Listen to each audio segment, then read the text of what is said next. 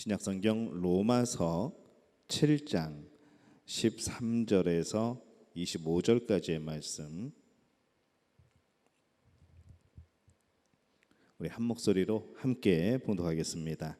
그런즉 선한 것이 내게 사망이 되었느냐? 그럴 수 없느니라. 오직 죄가 죄로 드러나기 위하여 선한 그것으로 말미암아 나를 죽게 만들었으니 이는 계명으로 말미암아 죄로 심히 죄 되게 하려 함이라. 우리가 율법은 신령한 줄 알거니와 나는 육신에 속하여 죄 아래에 팔렸도다. 내가 행하는 것을 내가 알지 못하노니 곧 내가 원하는 것은 행하지 아니하고 도리어 미워하는 것을 행함이라. 만일 내가 원하지 아니하는 그것을 행하면 내가 이로써 율법이 선한 것을 시인하노니 이제는 그것을 행하는 자가 내가 아니요 내 속에 거하는 죄니라. 내 속 곧 내 육신에 선한 것이 거하지 아니하는 줄을 아노니 원함은 내게 있으나 선을 행하는 것은 없노라. 내가 원하는 바 선은 행하지 아니하고 도리어 원하지 아니하는 바 악을 행하는도다. 만일 내가 원하지 아니하는 그것을 하면 이는 행하는 자는 내가 아니요 내 속에 거하는 죄니라. 그러므로 내가 한 법을 깨달았노니 곧 선을 행하기 원하는 나에게 악이 함께 있는 것이로다. 내 속사람으로는 하나님의 법을 즐거워하되 내 지체 속에서 한 다른 법이 내 마음의 법과 싸워 내 지체 속에 있는 죄의 법으로 나를 사로잡는 것을 보는도다. 오호라, 나는 곤고한 사람이로다. 이 사망의 몸에서 누가 나를 건져내랴? 우리 주 예수 그리스도로 말미암아 하나님께 감사리로다. 그런즉 내 자신이 마음으로는 하나님의 법을, 육신으로는 죄의 법을 섬기노라. 아멘. 할렐루야. 하나님의 은혜가 오늘 이 밤에 기도의 자리에 모인 또 나온 여러분에게 함께 하시기를 예수님의 이름으로 축원합니다. 우리가 지난 시간에 말씀을 나누었을 때에 십자가를 붙들자라는 말씀을 드렸습니다. 아담의 죄가 모든 인류에게 영향을 미쳤고 또 아담 한 사람의 범죄로 인하여서 모든 사람이 태어날 때부터 죄를 가지고 태어난다 말씀을 드렸고 이것이 원죄라 그렇게 말씀을 드렸습니다. 때로는 이것이 참 억울할 때도 있습니다. 내가 어떻게 나는 억울하게도 태어나자마자 죄인이 되는 거죠. 우리의 상황을 보면은 이 내 결정한 것보다는 내가 결정하지 않는 내 결정과는 전혀 상관없는 그런 삶을 우리가 살게 되는 것을 보면서 일방적으로 우리에게 주어진 삶의 환경들을 보면서 이 원죄 또한 인정해야 되는 우리의 현실이라 그렇게 말씀을 드렸습니다. 성경은 확실하게 말씀을 하죠. 로마서 5장 12절에 보면은 이러므로 한 사람으로 말미암아 죄가 세상에 들어오고 죄로 말미암아 사망이 왔나니 이와 같이 모든 사람이 죄를 지었으므로 사망이 모든 사람에게 미쳤느니라 이렇게 말씀을 합니다. 이 원죄는 대표성입니다. 아담이 범죄해서 모든 인류가 죄의 종이 되었듯이 이 죄 없는 한 사람 예수 그리스도가 다시 죽고 다시 살아나심으로 인하여서 그를 믿는 모든 인류가 구원을 얻게 되는 겁니다. 그래서 이 성경은 예수 그리스도의 십자가 외에 또 다른 구원의 길이 없다라고 말씀을 하는 것이죠. 이 확실한 것 한 가지, 모든 것이 불분명하고 모든 것이 불확실하고 모든 것이 알 수 없는 상황이 있다 할지라도 예수 그리스도의 십자가 이 한 가지만큼은 우리에게 가장 확실한 하나님 나라로 인도하는 길이고 또 우리가 하나님 앞에서 죄를 용서받고 구원받는 길이라는 것을 우리가 기억하고 이 확실한 한 가지 예수 그리스도의 십자가를 붙들자 우리가 지난 시간에 이렇게 말씀을 나눴습니다. 오늘은 생명을 위해 싸우라라는 제목을 가지고 말씀을 드립니다. 우리가 이 사도 바울 그러면은 참 완벽한 사람이라고 느껴집니다. 이 성경 말씀 우리가 신약 성경의 거의 대부분을 차지하고 있는 이 사도 바울의 이런 기록들을 보면은 이 사도 바울이라는 사람이 얼마나 논리적이고 얼마나 그 헬라 철학에 정통한 사람인지 우리가 볼 수가 있는 것이죠. 그에 대한 논리, 이 로마 사람들에게 또 유대인들에게 이 논리적으로 예수 그리스도의 십자가와 그 은혜와 구원과 부활과 이 복음의 많은 것들을 설명을 하는 것을 보면은 정말로 위대한 사람이다 그런 생각이 우리는 듭니다. 그 안에 은혜가 충만하고 전혀 흐트러짐이 없을 것 같은 그런 사람, 우리가 그렇게 느껴지는 것이죠. 근데 이 로마서 7장에 보면은 이 사도 바울이, 그 완벽하다고 생각했던 사도 바울이 갈등을 합니다. 무슨 갈등인가 하면은 죄의 법과 생명의 법이 날마다 내 안에서 충돌하고 있다라고 고백을 하는 것이죠.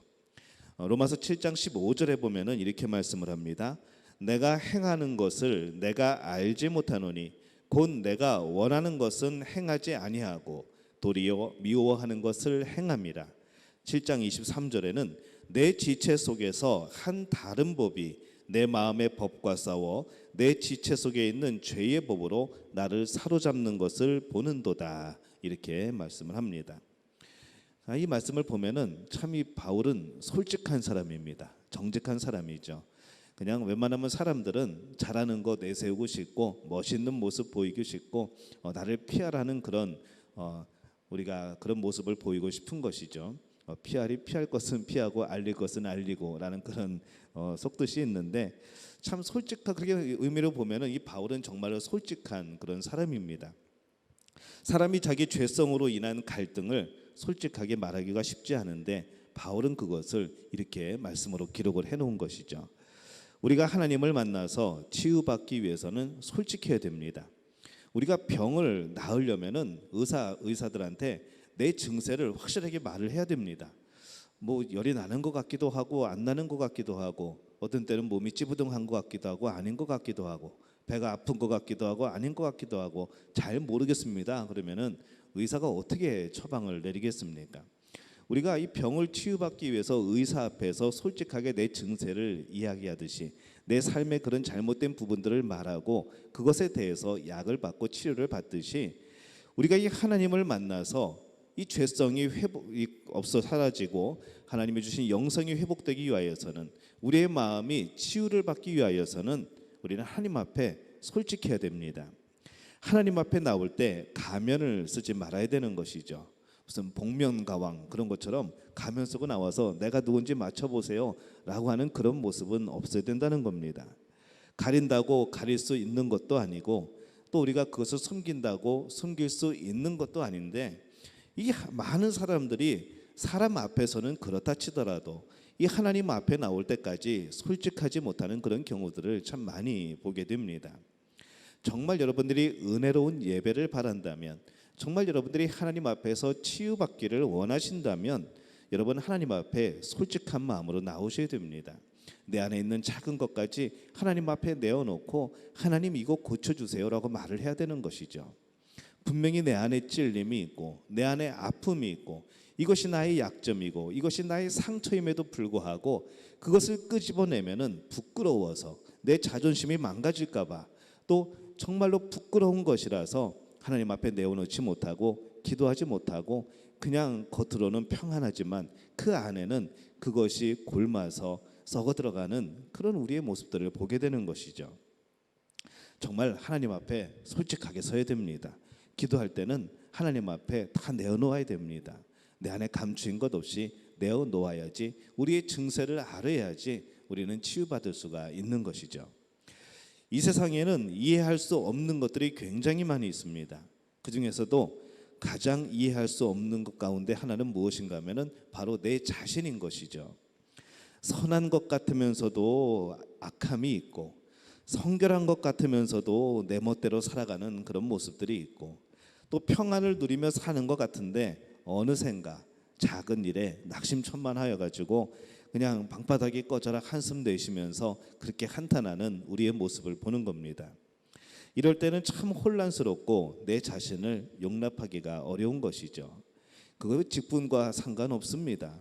내가 몇 년을 예수님을 믿었는가, 이것과는 전혀 상관이 없습니다. 언제든지 우리 안에 나타날 수 있는 우리의 모습인 겁니다. 참 이런 내 자신이 용납이 안 되는 것이죠. 그래도 예수님을 20몇 년을 믿었는데, 예수님을 30몇 년을 믿었는데, 야, 내가 뱃속에서부터, 어머니 뱃속에서부터 예수님을 믿었는데 왜 나의 모습은 이것밖에 되지 않는가라고 한탄할 때가 있습니다.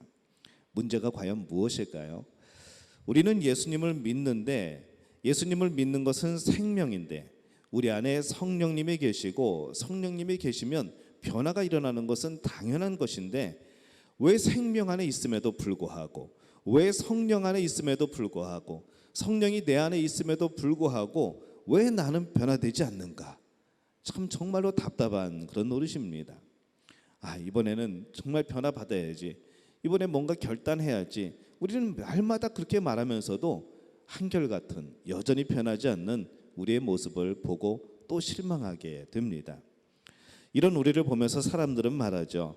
야, 세상 사람들과 너희들과 다른 것이 무엇이냐? 라는 질문을 던집니다.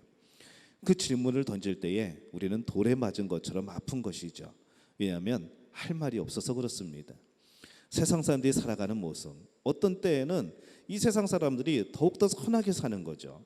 이 세상 사람들이 더욱더 열심히 살아가는 겁니다.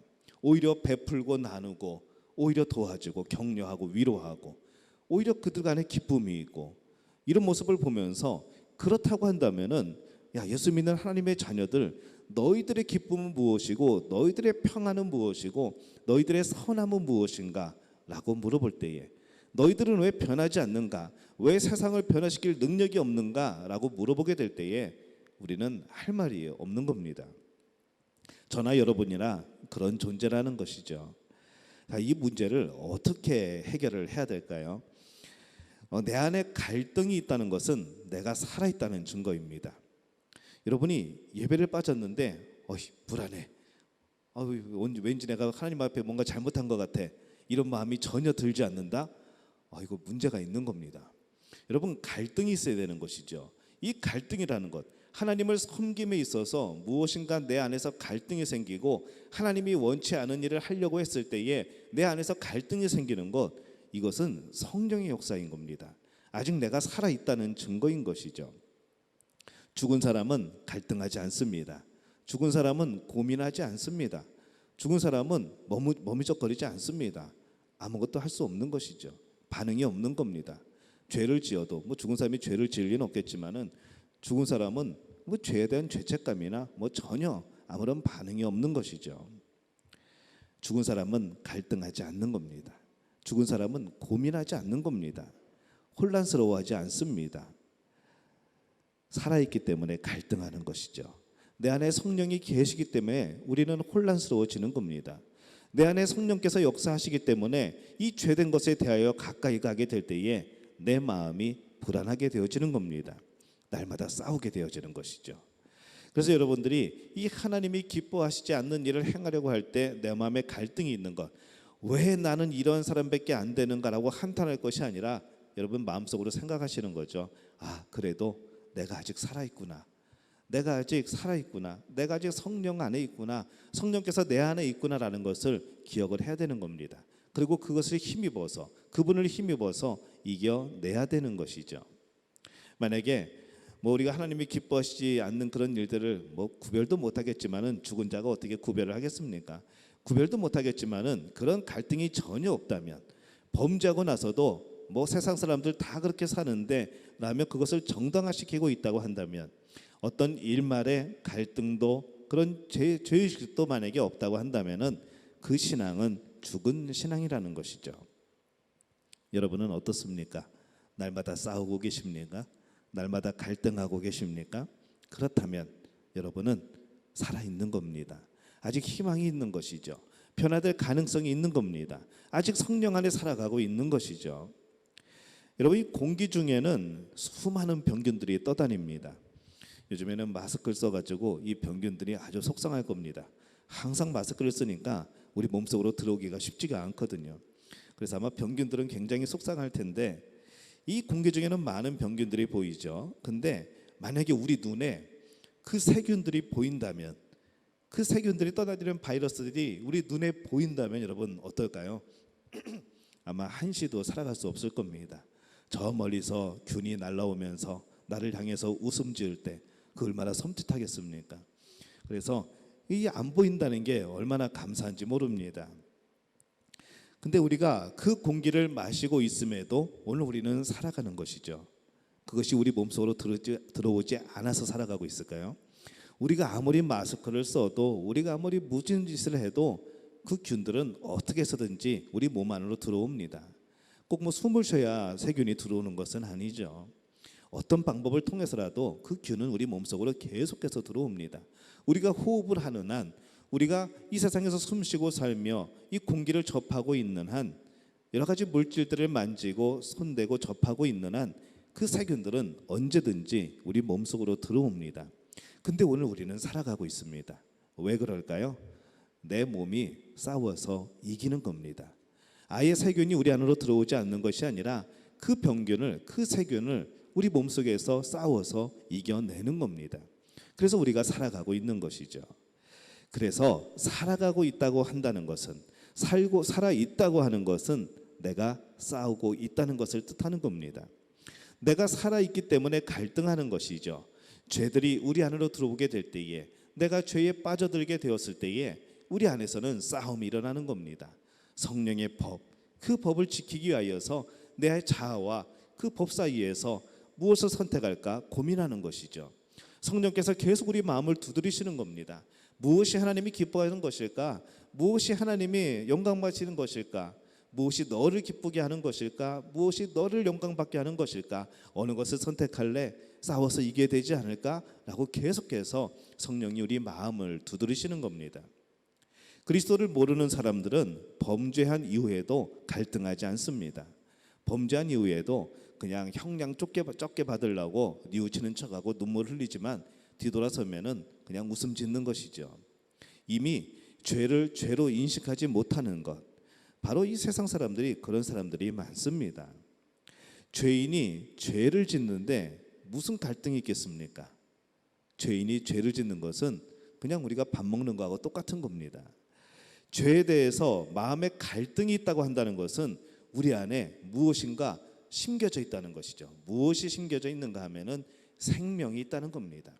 우리가 아직 살아 있다는 것이죠. 우리가 살아서 우리를 해하려고 하는 이 죄에 대해서 갈등을 일으키고 그것에 대항하여 싸우게 된다는 겁니다.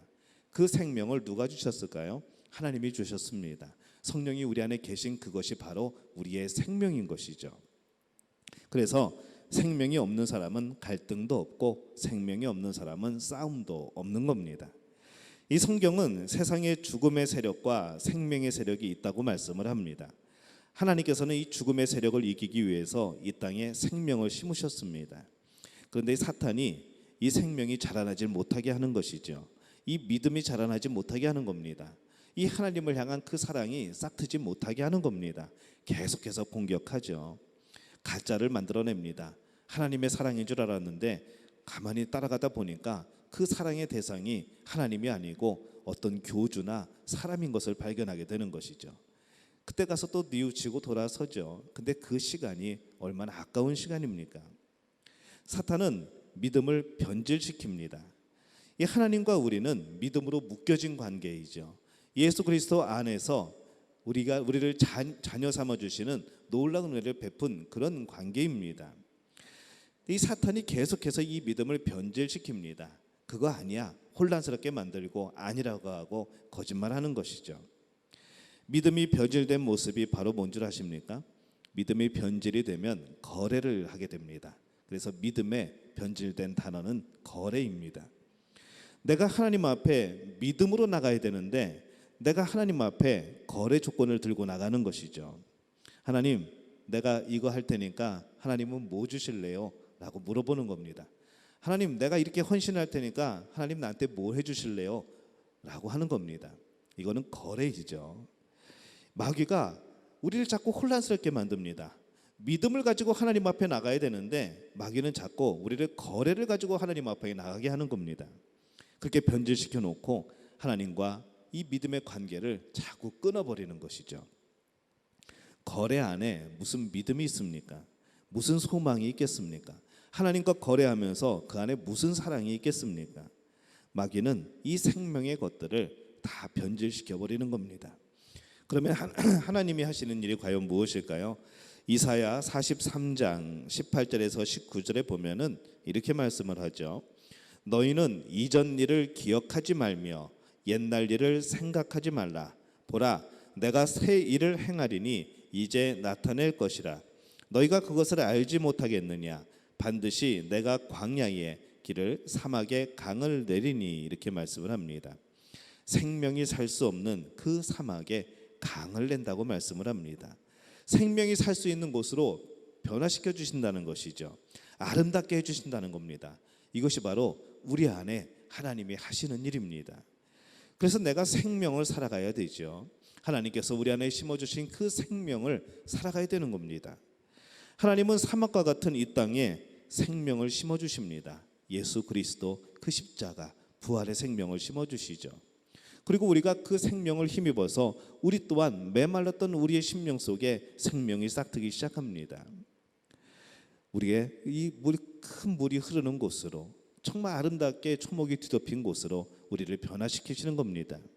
그 일을 위하여서 예수 그리스도를 보내시고 그 안에서 우리 또한 그 생명으로 오늘을 살아가고 있는 것이죠. 우리가 이 성경에 나오는 인물 중에 요셉 참 좋아합니다. 우리가 요셉을 참 좋아하고 가끔가다 기도할 때에 요셉과 같은 우리 아이 되게 해주옵소서라고 말을 하는데, 그의 삶을 전반기를 보면은 참 그 기도하면서도 마음이 떨립니다. 그 삶을 보면은 늘 죽음의 삶이었습니다. 그가 하나님을 잘 섬겼더니 노예로 팔려갔습니다. 노예로서 충성을 다했더니 보디발의 아내 유혹을 이겼다고 상급이 주어지는 것이 아니라 감옥에 들어갑니다. 계속되는 고난이 있죠. 도저히 생명이 꽃필 만한 여지가 없는 그런 사막과 같은 그의 삶에서 그는 생명의 꽃을 피웁니다. 믿음의 꽃을 피우는 것이죠. 내가 하나님 앞에 어찌 범죄하리요? 내가 하나님 앞에 범죄하지 않으려는 순수함이 꽃피기 시작합니다. 원수 같은 형들을 용서하는 꽃을 피웠고 또 그 형제의 자녀들까지 보살피는 그 사랑의 꽃을 피우는 것이죠. 하나님의 생명의 능력은 바로 여기에 있습니다. 죽음 가운데서도 꽃을 피울 줄 아는 것, 그 능력 가운데 진정한 힘이 있는 겁니다. 예수 믿는 사람들이 왜 죄를 짓는가? 나는 왜 예수님을 믿는다 하면서 계속해서 죄를 짓는가? 이것을 고민만 할 것이 아니라 우리는 이미 마음밭이 죄악 가운데 다 썩어져 있는 그런 인생이라는 것을 인정하는 것에서부터 우리는 시작되어야 하는 것이죠. 나는 괜찮은 사람인데 내가 왜 자꾸 이렇게 죄를 지을까? 나는 괜찮은 사람이 아니었던 겁니다. 나는 다 썩어져가는 사람이었던 것이죠. 죄로 썩어져가는 그런 인생입니다. 그 인생 가운데서 예수 그리스도가 심어준 그 생명의 꽃, 하나님이 심어주신 그 생명, 그것이 싹트고 자라나서 우리는 이제서야 조금 살만한 그런 사람이 되었다는 겁니다. 우리의 공로가 없다는 것이죠. 하나님이 주신 그 생명으로 우리는 살아가는 겁니다. 그 하나만 빼놓고는 다 죽음이고 다 죄악입니다. 예수 그리스도를 빼놓으면은 우리 인생의 의미는 아무것도 없습니다. 다시 죄로 돌아가는 겁니다. 예수 그리스도 그분 한 분 때문에, 그분이 나의 죄를 용서해 주셨기 때문에, 그분이 나에게 생명을 주셨기 때문에 우리는 그분으로 인하여서 가치 있는 인생이 되어지는 것이죠. 의인은 없나니 하나도 없다고 말씀을 합니다. 그 가운데에 하나님께서 예수님을 통하여 생명을 심어주신 것, 이 하나만을 여러분 기억하시기를 바랍니다. 그 생명을 붙들고 갈등하고 죽음과 싸우며 살아가다 보면은 이 생명에, 하나님이 주신 그 생명이 온 땅에 풍성하게 우리 심령 속에 자라나게 되고 꽃피고 열매 맺게 되는 겁니다. 이것을 우리는 성결이라 부릅니다. 우리는 그런 과정 속에 살아가는 것이죠. 신앙생활은 누추한 죄의 모습과 예수 그리스도를 통한 생명을 얻은 두 가지가 나에게 존재를 하는 겁니다. 성령의 도우심으로 그 누추한 죄의 모습은 줄어가고 하나님의 생명의 모습이 우리 안에 펼쳐지게 되면서 우리는 기쁨을 누리게 되는 것이죠. 바로 이것이 신앙생활이라고 우리는 부릅니다. 인생이 원래 죄악 가운데 있지만 성도는 그럼에도 불구하고 그렇게 살아서는 안 됩니다. 우리 삶에 근심과 걱정이 있지만은 그것으로 살지 않고 하나님이 주신 기쁨으로 사는 것이 바로 우리들의 모습이라는 것이죠. 세상 사람들이 아무리 그렇게 산다고 할지라도 원래 인생은 다 그런 거야 라고 노래 가사나 드라마에서 그렇게 말할지라도 우리 안에서만큼은, 하나님의 자녀만큼은 인생은 그런 것이 아니라고 말할 수 있어야 되는 것이죠. 두려움으로 가득 찬 인생이지만 그것으로 살지 말고 기도로 살라는 그런 말씀입니다. 원망이 있을 수 있지만 그래도 감사하고 살아야 된다는 이야기죠. 그렇게 사는 것이 우리를 향하신 하나님의 뜻인 줄로 믿습니다. 이것이 생명으로 살아가는 그런 법이 되는 것이죠. 원래 죄악에 밭은 인생에 마음 두지 말고 그곳에 심겨진 하나님의 생명, 그 믿음, 바로 그 신앙, 하나님을 바라보는 그 굳건한 믿음, 바로 그것만을 집중하는 우리 믿음의 가족들이 되시기를 바랍니다. 하나님이 주신 그 생명에 집중하게 될 때에 우리 삶은 놀랍게 변화될 줄로 믿습니다. 하나님의 능력이 나타나게 될 줄로 믿습니다. 우리 안에 풍성함이 있게 될 줄로 믿습니다. 이 밤에 우리 믿음 가족 모두에게 이 복이 임하게 되시기를 예수님의 이름으로 축원합니다.